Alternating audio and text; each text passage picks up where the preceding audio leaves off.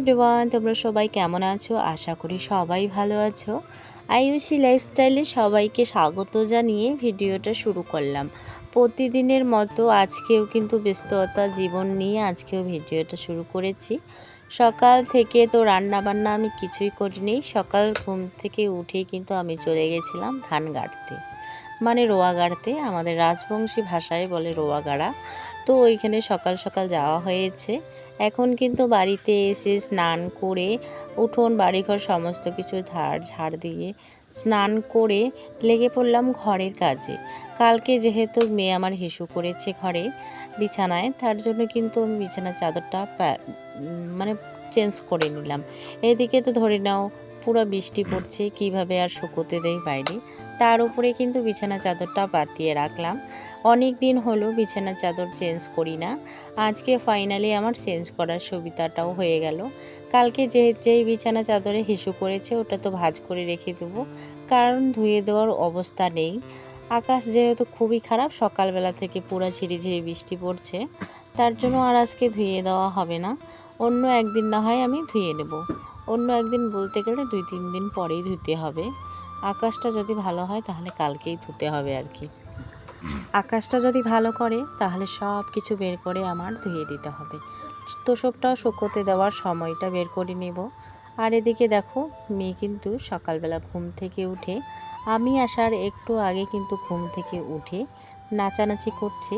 আর আমার চাদরটা ওকে এতই ভালো লাগে, প্রতিদিনে চাদরটা নিয়ে নাচানাচি শুরু করে দিবে। এদিকে ধরে নাও আমার বিছানাটা পরিষ্কার করা হয়ে গেল। এখন ওই বিছানাটাও পরিষ্কার করতে হবে। সকালবেলা বাড়ি এসে দেখি, মানে আমি তো আসলাম প্রায় 9টা-10টাই বাজে, 10টার দিকে আসলাম। এসে মেয়েকে দেখি ঘুম থেকে উঠছে। ঘুম থেকে উঠে খেয়ে নিল দুধ মুড়ি, তারপরে হলো দুধ মুড়ি খেয়ে নিয়েছে। আমি বাড়ি এসে দেখি বাড়িঘরের অবস্থা যেহেতু খুবই খারাপ হয়ে রয়েছে, তোমাদের সঙ্গে তো শেয়ারও করতে হবে, তাই না? তো উঠোন বাড়িঘরে ঝাড় দিয়ে স্নান টান করে বিছানা টিছানা সব কিছু পরিষ্কার করে এখন কিন্তু বারান্দাটাও ঝাড় দিয়ে নিই। টেবিলে যেহেতু অনেক অনেক নোংরা জমি রয়েছিল, সবগুলো কিন্তু পরিষ্কার করে নিলাম। এদিকে কিন্তু কাকু চলে এসেছে। তো এদিকে বাইরে যেহেতু আলনাটা রয়েছে, আলনাটাও পরিষ্কার করে রেখে দিই। সারাদিন যখন কোনো কাজে আমি ব্যস্ত থাকবো তখন কিন্তু নিজেকে সময় দিতে ভুলে যাই। এদিকে তো খাওয়া দাওয়া তো একদমই ভুলে গেছি। এখন আর কি সমস্ত কাজবাজ করে একটু খাওয়া দাওয়া করে নেব। কালকে কিন্তু সারাদিনই খাওয়া দাওয়া করা হয়নি। সন্ধ্যাবেলা একটু খেয়ে ঘুমিয়ে পড়তে হবে, কারণ শরীরের অবস্থা খুবই খারাপ হয়ে গেছে। সারা শরীরে গোটার মতো হয়েছে, প্লাস মেয়েরও শরীরে ঘা হয়েছে, 2টার মতো ঘা হয়েছে কোমরে। এত ব্যথা করে আর সারাদিনে চুল পড়তে থাকে। এটার জন্য তো ডাক্তারের কাছে যেতেই হবে। আর আমার শরীরটাও খুবই খারাপ। তো সকাল সকাল উঠে তো চলে গেছিলাম ধান গাড়তে। তো স্নান টান করে চলে আসলাম রান্নাঘরে। একটু রান্নাঘরটা পরিষ্কার করে রাখি, তারপরে চাটা গরম করে খেয়ে নিন। টেবিলের অবস্থা তোমরা তো দেখতেই পাচ্ছ, খুবই খারাপ হয়ে যায়। প্রতিদিনই মোছামুছি করতেই হয়, এই পাশটা ওই পাশটা তো পরিষ্কার করতেই হবে।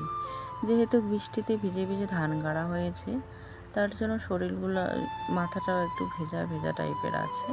তো মাথাটাও মুছে নেব। তো ঘরটাও ঝাড় দিয়ে নেই। সারাদিন তো আছে, এই বৃষ্টি তো হয়তো সারাদিন পড়বে। একটু থামলো বৃষ্টিটা, সারাদিন ধরে যদি বৃষ্টি পড়ে, এই বৃষ্টিতে ভিজে ভিজে ধান গাড়া তো অসুবিধায় পড়ে যায়।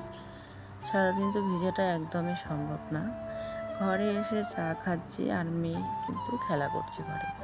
এটুকু মেয়েকে ছেড়ে যখন ধান কাটতে যাই, তখন ওইখানে গিয়ে খুবই মনে পড়ে মেয়ের কথা, যে মেয়েটা যে কী করছে কী নেই, এরকম চিন্তা ভাবনা তো করেই থাকি।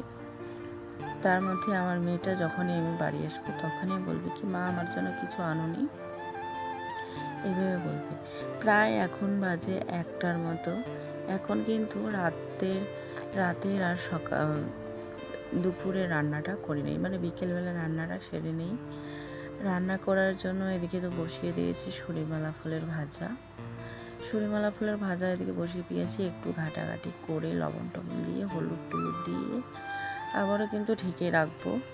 এখন চাল নিয়ে নিলাম 4 কৌটার মতো। 4 কৌটার মতো চাল নিয়ে রান্না করতে হবে এখন ভাতটা। তাড়াহুড়ো করে রান্না করে 3টা সাড়ে 3টার দিকে চলে যাব আবারও ধান কাটতে, তখন আর কি বৃষ্টিটা পড়বে না।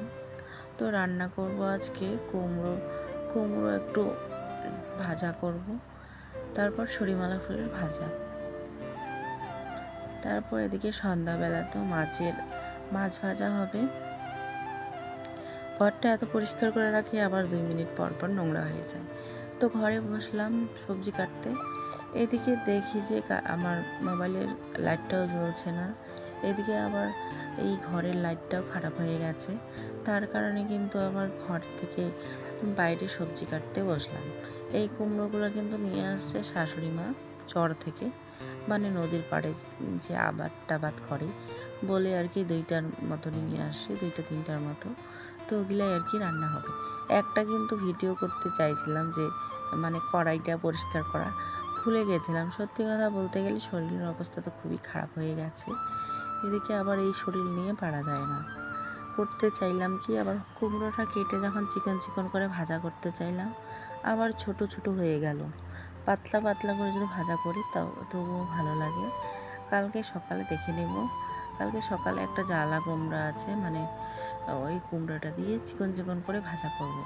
এইগুলার আবার পকোড়া খেতে খুবই ভালো লাগে, বেসন চালের গুঁড়া এগুলা দিয়ে। কিন্তু একদিন আমি বানিয়ে খাবো। ঘরে যখন ভিডিও করছিলাম তখন কিন্তু খুবই অন্ধকার যেহেতু লাগছিল, তার জন্য সবজিটা কাটতে বাইরে চলে আসলাম।